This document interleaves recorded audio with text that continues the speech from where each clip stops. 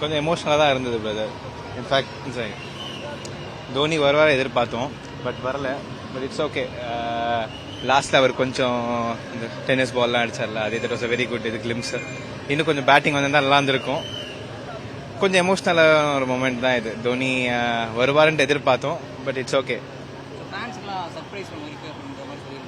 Okay,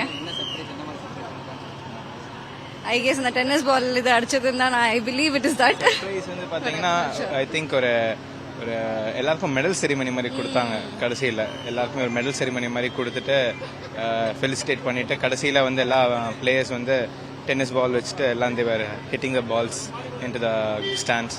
so அதான் I think that is a surprise package. கொஞ்சம் next match வந்து கொஞ்சம் ரொம்ப ஒரு கஷ்டமான ஒரு மேட்ச் தான் அகெயின்ஸ்ட் ஆர்சிபி. பார்ப்போம். ஐ திங்க் இந்த ஒரு குட் மொமெண்டம் இருக்குது. வின் பண்ணதுனால ஒரு வின்னிங் மொமெண்டமோட ஐ திங்க் போனால் கொஞ்சம் கான்ஃபிடன்ஸ் இருக்கும்னு நினைக்கிறேன். Will hope for the best.